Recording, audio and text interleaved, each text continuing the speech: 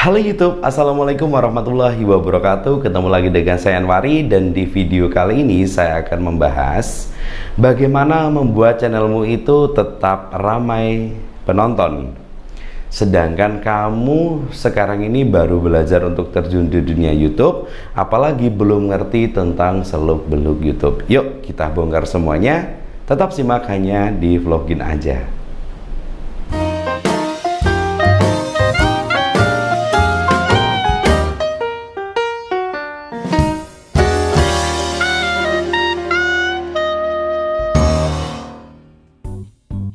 Baik teman-teman, jadi untuk kuncinya atau benar-benar kamu harus belajar, yang harus kamu fokuskan itu sebelum kamu terjun di dunia YouTube, coba untuk belajar membuat thumbnail yang benar-benar menarik dulu ya. Karena di dalam sebuah akun YouTube, ujung tombaknya adalah thumbnail. Kamu perumpamakan nih, semisal kamu beli sebuah tempe di warung satu dan dibeli tempe di warung dua. Di warung tempe yang satu itu ya, tempenya itu digoreng dengan apa ya, istilahnya itu minyak yang enggak baru atau minyak yang sudah lama sekali, apalagi dengan baluran tepung yang kurang menarik, apa terlihat tidak renyah ya.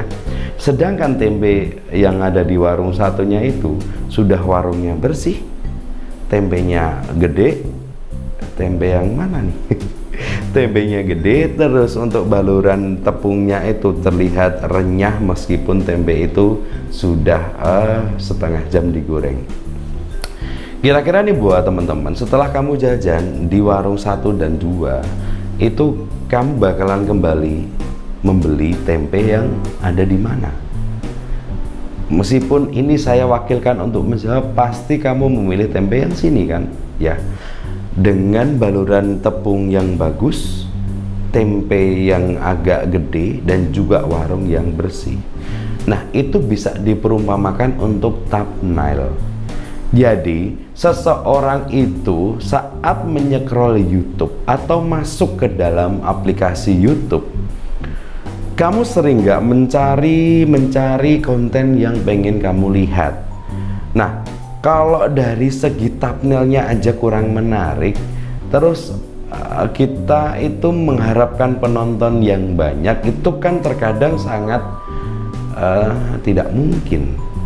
Tapi kalau kamu sudah membuat thumbnail yang sedikit clickbait tapi relevan, clickbait itu dalam artian bisa hiperbola, bisa agak sedikit melenceng ya, atau bahkan yang paling parah clickbaitnya itu menipu.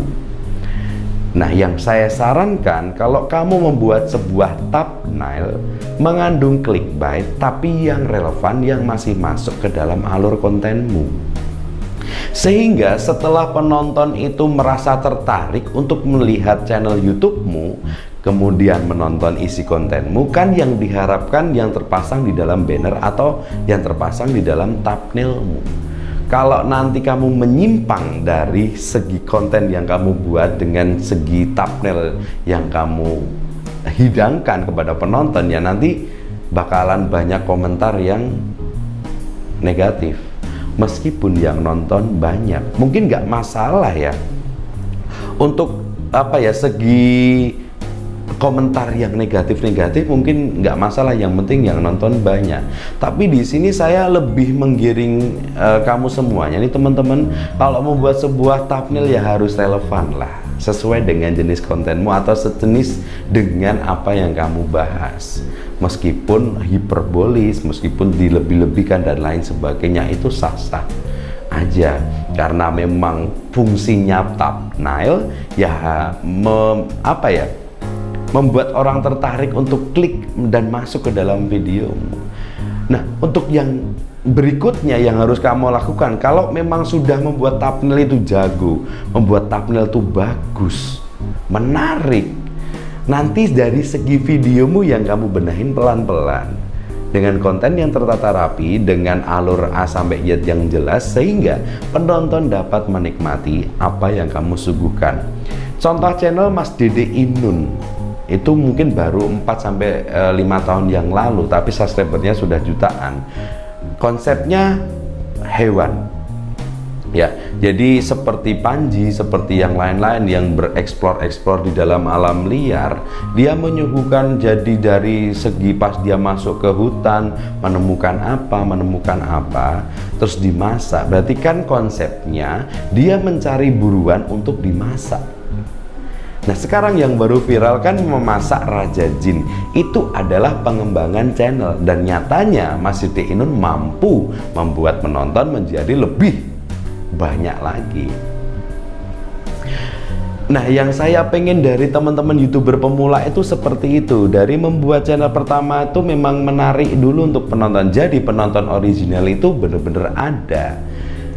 Jika kamu nanti dimonetisasi secara cepat dan itu original, insya Allah kok teman-teman, hasilmu tuh bukan hanya ratusan ribu, tapi ratusan juta. Saya jamin.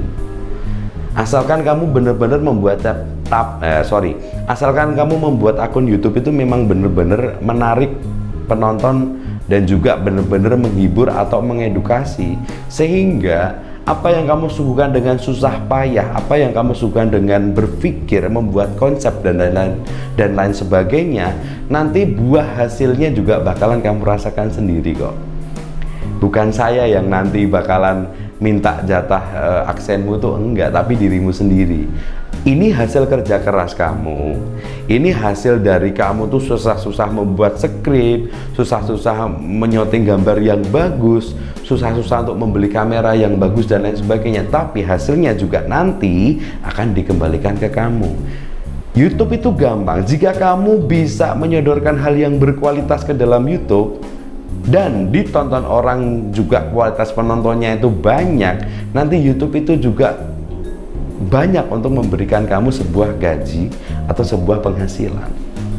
Jadi buat teman-teman, dari awal harus bagus ya, thumbnailnya, judulnya, dan juga konsep kontennya harus bisa menarik penonton, supaya dari 0 sampai dengan berhasil kamu mempunyai penonton yang original, subscriber yang militan, dan juga nanti akan menjadi poin dalam sebuah aksen YouTube-mu, poin yang buat bisa hidup, bisa bersodakoh, bisa mengajari orang, ya.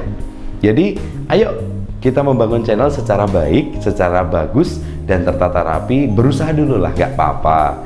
Kalau kamu membuat channel dengan gak naik-naik, ya coba untuk kamu evaluasi dulu supaya nanti channelmu bisa lebih berkembang dan bisa lebih mendapatkan cuan yang banyak. Mungkin hanya itu. Terima kasih buat teman-teman. Jangan lupa untuk selalu belajar dan jangan pernah menyerah. Awali dari hal yang kecil, karena hal yang besar dimulai dari hal yang kecil. Saya Anwari pamit. Terima kasih. Wassalamualaikum.